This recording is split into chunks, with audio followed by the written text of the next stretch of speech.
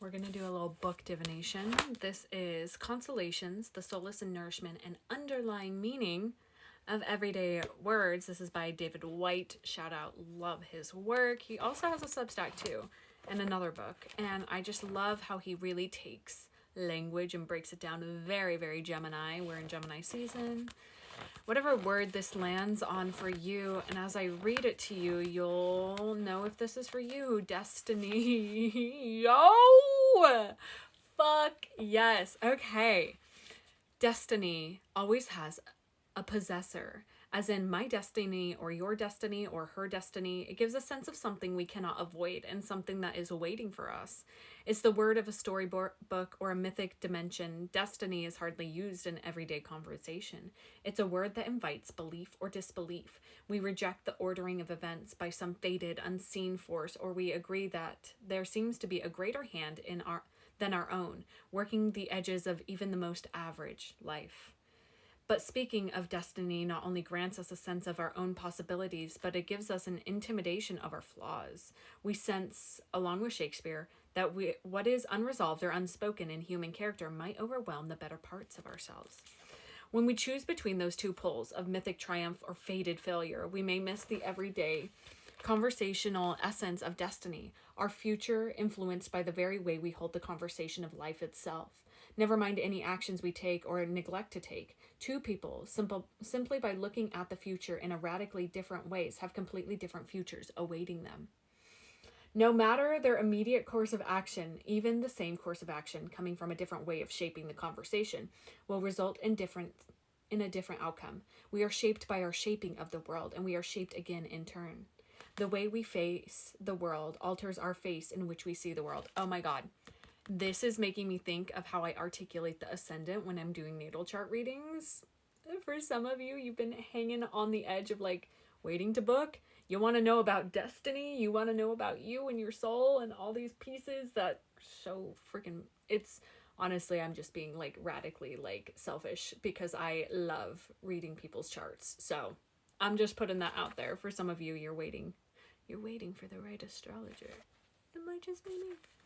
Strangely, every person always lives out their destiny, no matter what they do, according to the way they shape the conversation, but that destiny may be lived out at the level of consummation or complete frustration, through experiencing a homecoming or a distant sense of exile, or more likely a graduation along the spectrum that lies between. It is still our destiny, our life, but the sense of satisfaction involved and the possibility of fulfilling its promise may depend on the brave participation, a willingness to hazard ourselves in a difficult world, a certainty form of wild generosity with our gifts, a familiarity with our own depth, our own discovered, surprising breadth, and always a long practice and robust vulnerability equal to what any future may offer. Our destiny is fated not only by great powers beyond our own beckoning horizon, but by the very way we shape and hold the everyday conversations of a familiar life. I don't know if you guys have full body chills, but I have full body chills. Welcome. It's 3:33 on the timer. I'm Izzy, 8th House Mercury here. My other account I go by Astrania, where I do evolutionary astrology, which is why I was talking about natal chart readings, because there is such a beauty in how the natal chart operates, and I'm gonna stop myself there. You use your discernment. I know the call has been sent out for those of you who want to sit with me. With this destiny, it's like I see you finally. It's like a little kid when they like do the Superman pose, right? Like literally, have you ever heard the science of like putting your hands on your hip and standing like a superhero for like 5 minutes? It changes something in you physically. The way you carry yourself in your day-to-day life is starting to reflect the destiny that is present. And I really feel this like visceral change within you. Oh, tell me about the destiny. This is something you prayed for too.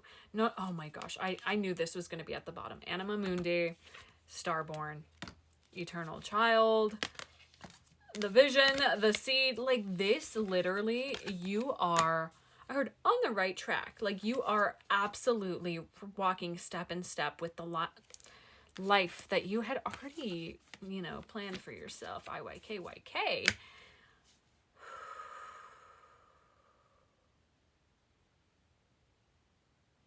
I'm hearing the song from Moana, like about the horizon, right?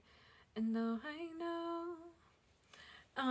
I don't know the lyrics that well, but I just got chills when I started singing that, where it's like you have known, and it feels maybe ancestral too, with the thread of Moana coming in, where it's like, whoa, and I'm getting full body chills. Like, this is something that your ancestors, like the way that your DNA path has come in, it's like it was a magic point to have like your parents come together and create you, and like it's a seeding point where, and also your soul was like, yes, that is exactly the combination of DNA I need to actually fulfill this destiny. And it's big. And it's so funny because when I look at all these cards, they're all like, yes, very big, following, you know, the call. And I'm hearing like Joseph Campbell's like the hero's journey, like you are taking, like you're following the call.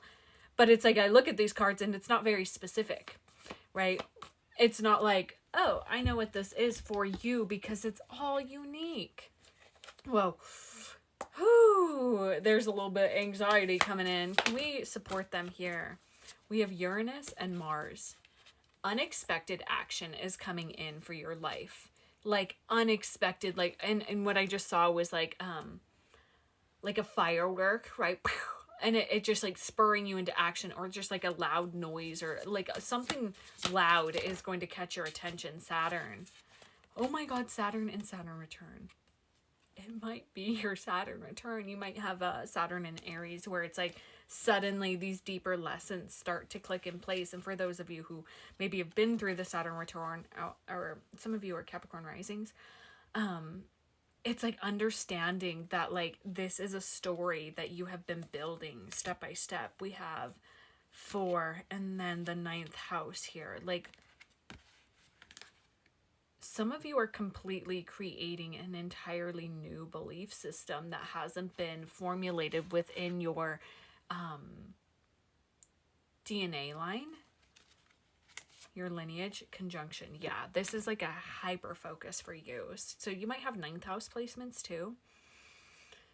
Oh, some of you Sagittarius Saturns. Okay.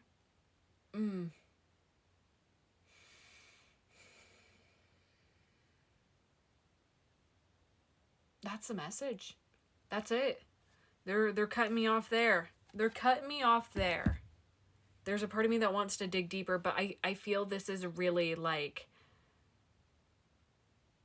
your destiny is yours in the making. And just know that there is going to be another kickstart that's going to propel you into this with that Uranus and Mars. Like, it's really going to get the momentum. You've got all the inner tools activated and actively present. It's now the external is going to be meeting you. All right. I love you guys. My readings are open. You could come join me for the Sagittarius full moon, or join my Discord, inner circle, all these things. All of it's going to be through my website. I love you guys.